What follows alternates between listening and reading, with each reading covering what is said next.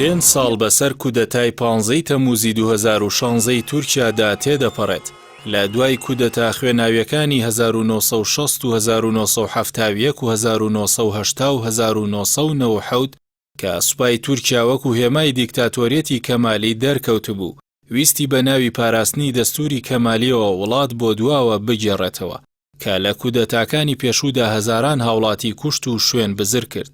سەرەڕای شکنجەی سەدان هەزاری دیکە و بەرتەسکردنەوەی کایی سیاسی و دیموکراسی وڵاتەکە و پاشەکشەی هەمەلایانی ئازادیە سیاسیەکان و پێشێلکاری مافەکانی مرۆڤ و هەڵاوسانی دارایی و قەیرانی گەورەی ئابووری و ناوزڕاندنی پێگەی ئەو وڵاتە لە نێو کۆمەڵی نێودەوڵەتیدا. ئەو سوپایی بە پاساوی پاراستنی سیستمی ئەتاتورکی بەردەوام هەڕەشە بوو بۆ سەر کایی سیاسی و دیموکراسی وڵاتەکە. لە دوای کودەتای سەرنەکەوتووی 2016 کە زیانی گەورەی بەناوبانگی خۆی گەیاند لەلایەن ڕەجەب تەیب ئەردۆغانی سەرۆکی وڵاتەوە گۆڕانکاری گەورەی بەسەرداهێنرا.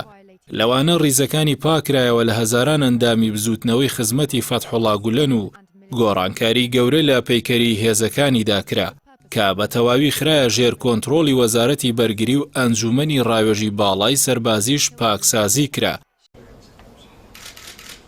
لە دوای گۆڕانی سیستمی وڵاتیش بۆ سەرۆکایەتی، ئەو ئەنجومەنە بە سەرۆکایەتی سەرۆکۆمار و بەشداری وەزیرانی بەرگری و دەرەوە و ناوخۆ و دارایی و داد و پەروەردە و سەرۆکی ئەرکانی سوپا و فەرماندەی هێزەکانی وشکانی و ئاسمانی و دەریایی دەبەسترێت و ئەمیندارەتی سەرۆکایەتی ئەرکانیش گوێزراوەتەوە بۆ ژێر فەرمانی ڕاستەوخۆی وەزارەتی بەرگری. ئەوەش لە چوارچەوەی بەستنەوەی سوپا و هەواڵگیریدایە با بڕیارە سیاسیەکان و دوورخستنەوەیان لە سیاست.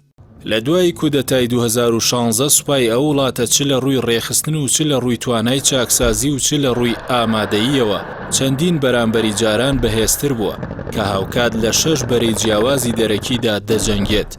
لەوانە بەرەی ئیدلیب لە باکووری سووریا و خۆرهەڵاتی فورات و لیبیا و باکووری عێراق و خۆرهەڵاتی دەریای ناوەڕاست و کۆماری ئازەربایجان کە لەوانەیە پاراستنی فڕۆکەخانەی کابوڵی پایتەختی ئەفغانستان بەرەیەکی تری ئەو سوپایە بێت. چەکی پێشکەوتووی پیشەسازی سەربازی تورکیاش بە جۆرێکی خێرا و بەرچاو پێشکەوتووە کە بەپێی راپۆرتی پەیمانگای ستۆکۆڵمی نێودەوڵەتی بۆ توێژینەوەی ئاشتی لە نێوان ساڵانی 2016 بۆ 2019 کڕینی چەک بۆ سوپای وڵاتەکە بە ڕێژەی لە 48 کەمی کردووە و فڕۆکەی بێفڕۆکەوانی تورکیا کاریگەری گەورەیان لە چەندین بەرەی جەنگدا نیشانداوە. بە پێی لیستی گۆڤاری دیفینیس نیوزی ئەمریکی 4 کۆمپانیای استراتیژی تورکیا لە بوارەکانی چاکسازی و تەکنەلۆژیای سەربازیدا لە ڕیزبەندی 100 کۆمپانیا پێشکەوتۆکانی جیهاندان کە ئەردۆغان ڕایگەیان لە 170 پێداویستیە سەربازیەکانی تورکیا خۆیان بەرهەمی دەهێنن. ئەمەش لە چوارچێوەی ئەو پێشکەوتنەی وڵاتەکەدایە کە ناوبرا و ئاماژەی پێدا کە وڵاتەکەی لە بەردەمی چوونە ناویانی وڵاتە زلهێزابووریەکانی جیهاندایە. ئەوەش بەرهەمی تێکشکاندنی خەونی کودەتاچیەکانە.